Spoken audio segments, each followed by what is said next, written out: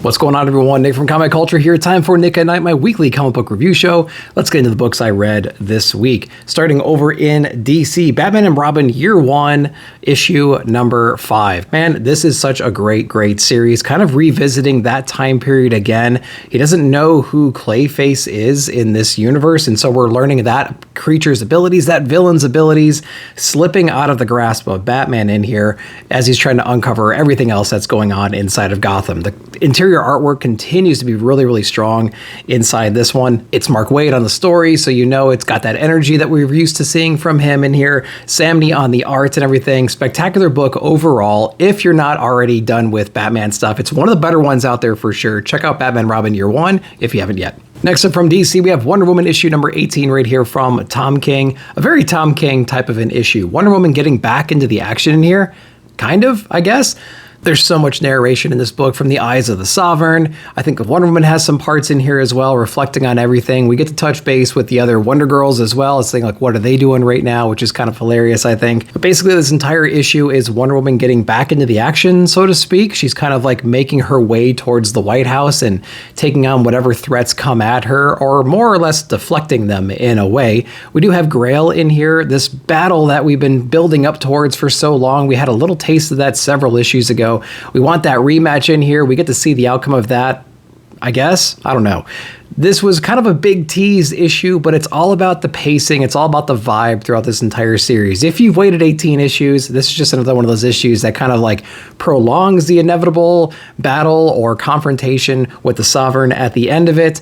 This is a very dramatic introduction to that scene, I suppose. Wonder Woman issue number 18, killer artwork as usual in here. Let me know if you guys read it. Continuing DC, we have New Gods issue number 3, Rom V on this one. We have Evan Cagle, of course, and we have Riccardo Federici doing the guest spot in the interior artwork. This one is setting up the broader universe in general, introducing so many more villain characters to the series itself, and those scenes are so trippy, so cosmic that it's not like it's super difficult to follow, but it's introducing so many grand things in the issue itself, doing an amazing job of just galaxy building, I don't know, universe building right here. So many great interior pages on this book as well. It does touch base with our main characters though, on the mission that we're on right now, and we get to see how well equipped they are and some new allies that are joining them to figure out who this kid is and to basically protect him from Orion. So really interesting things happening inside of there. But this book right here is really about building out the galaxy itself,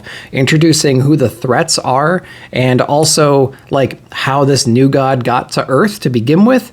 Really interesting stuff to unpack. It might require a couple of reads, but the interior artwork makes that a pleasure. So very much into doing that. And again, guys, man, I'm just pausing all the time on these interiors, just taking it all in. Ron V is doing a spectacular job here, building out this gigantic universe in a way I never thought possible. New Gods number 3 is out. Let me know if you read it.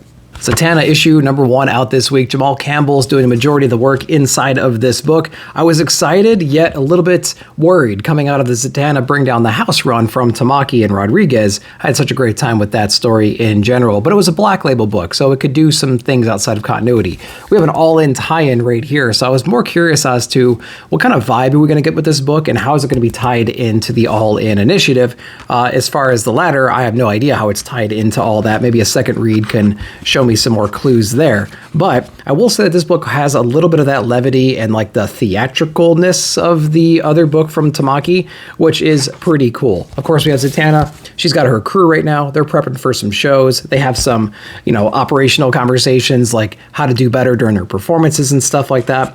The theater that they're working in right now seems to have some kind of a demon or possession inside of one of the portraits that comes alive and threatens the staff and things like that.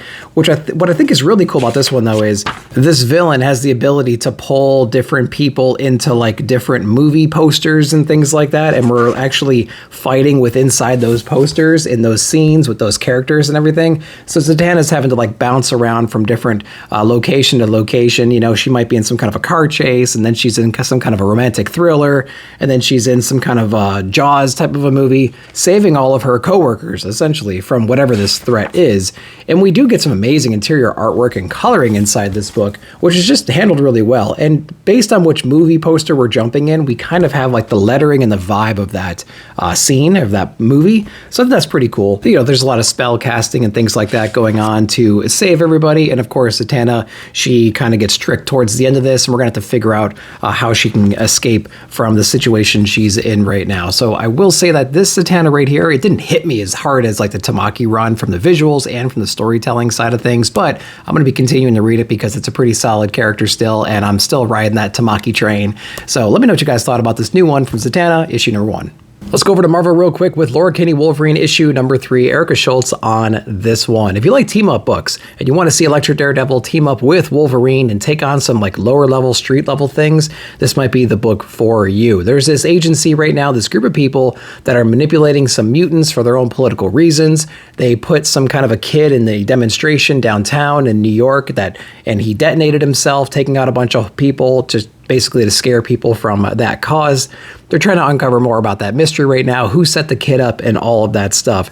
They had to get over their personal differences and the way that they operate individually in the previous issue. Some of that rolls over into here, so if you like that kind of banter, I think you're going to like this one as well. But at the end of the day, this kind of a story is really not about like what they're doing, but it's more about the chemistry between the two characters, which I think they handled pretty well. These are both very strong heroes, and they have a certain way of doing things, and I like the banter between the two of them as they're taking on whatever mission they happen to be taking on. And I think that's really the charm of this entire series so far. I think we're going to get away from that a little bit, but teaming up with another ally here very soon, and I'm going to continue to read it just to see how that relationship ends up going. But Wolverine issue number 3 from Erica Schultz, not too bad. Interior artwork's okay as well. Let me know if you're reading it down below. Ultimate Wolverine issue number 2. Condon on this one. We have Cappuccio on the art. I liked issue number 1 a whole lot. We basically have a combination between Wolverine and the Winter Soldier in this Ultimate universe, and he's actually controlled by the Russians, like the Rasputins and things like that. So they're part of the council, and so they're using this weapon to their advantage. There's different iterations out there, but this is the ultimate combination of powers right here, and they're putting them up to the test. They want to get some of their best field agents and put them in a battle situation just to kind of test the willingness for this Wolverine Winter Soldier to fulfill whatever command that they have, and just trying to see if he's really up to the task of taking on some of their elite soldiers at the same time. They're trying to throw him around a little bit, try to hit that dog, see if it bites back, and we get to see exactly how everything turns out when he's thrown into the arena with some of the best soldiers at their disposal. Really great artwork in here as well, and you can kind of see where the story might go. It's fairly obvious, I think, but I'm just having a lot of fun watching it head in that direction, just like knowing that that crash is coming in any issue. Really interesting book right here with Ultimate Wolverine issue number 2. Let me know if you're reading it. Continuing Marvel, we have Aliens vs. Avenger issue number 5. Jonathan Hickman on this one, and we have Asad Rubik on the interiors. The release schedule for this book is a mess, but the interior artwork is absolutely brilliant, and I love everything about that, so I'm kind of forgiving that right now. We have our hero team escaping from Earth. Basically, it's their last-ditched effort to, survive, right? Get off of Earth. There were some sacrifices involved in doing that, but they did sustain some damages in the process, so they have to basically land in some kind of a spaceport nearby to get some repairs to their ship and whatnot, and so that's exactly what we're doing right here. We don't exactly know what happened to the spaceport. There's not a whole lot of people around, and it used to be a very busy one in the past, and we get to see ultimately the fate of this, which is not too much of a surprise that the Xenomorphs have made it over here too. But the most shocking part about this book is who's in control of the Xenomorphs in this issue. They're pulling from some X-Men lore for sure. They're mixing what we know about this character with what we know about the Xenomorphs, and it's just a brilliant, brilliant combination of ideas inside this book, which I think makes it really stand out among the rest of the books written right now. Like I mentioned before, we had some sacrifices in the previous issue, so we have to rebuild our ranks a little bit. And of course, there's a hidden resistance on this planet as well that they can now integrate with and go from there. Some more losses in this book too, really dramatic fashion. But again, I think it's the combination of ideas which makes this issue so special. This is a really interesting series right here with great interior artwork and a story that feels more Hickman-ish than the most recent Hickman stuff out there right now. Let me know if you're reading it down below. Lastly, from Marvel, we have Doom Academy issue number 1. Wanted to dip in here because Doom is everywhere, and so why not check out what's happening in the Strange Academy and see what he's doing inside of there. I will say that the vibe of this book right here is like, if you want Harry Potter and you want it for like a little younger generation,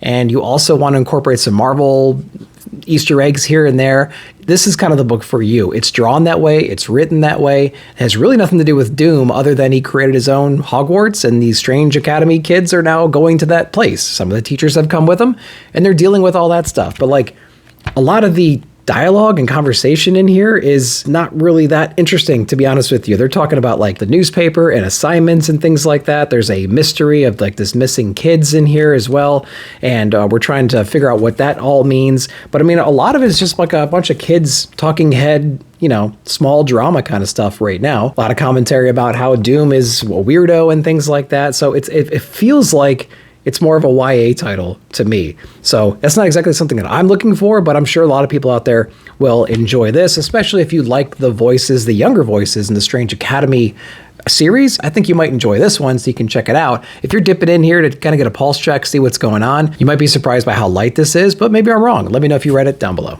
Man, Joshua Williamson and Tom Riley, Jordi Belair over on G.I. Joe issue number 4. Spectacular issue right here. It was so exciting to get inside of this one. The Joes and Cobra are all after these like scientists and whatnot, the scientists that built this brainwave scanner kind of a thing. Cobra's intention right now is to combine that technology with energon energy to create basically like this big brainwave bomb where they can control everybody. And it's just such a cool idea. There's lots of action inside here as well. The opening sequence is just like non-freaking stop. There's so many cool things that happen inside the book. So the visuals are very, very striking. They're doing a great job with the interiors and the coloring and everything. And they're doing a good job of just continuing the excitement level of the Energon universe in general. It's hard to keep up with books like Transformers from a energy perspective, but man, they're doing a good job of doing it inside of G.I. Joe with these characters. There's a lot of characters and egos inside this book that they're having to balance, which I think they're doing great at. There's a lot of great striking scenes right here and just moments in this book that are really killer, and they're just hitting it on all cylinders right now, I think. It's also a series that makes you really excited to get the next issue too. The last page on here, you think the Joes are down and out, but they have a plan right now and they're going to execute it any second now, and I just can't wait to get to the next issue, which is one of the strengths of this entire universe in general. As soon as you put down one issue, you can't wait for the next month to get the next one. G.I. Joe issue number 4 is out. Let me know if you read it.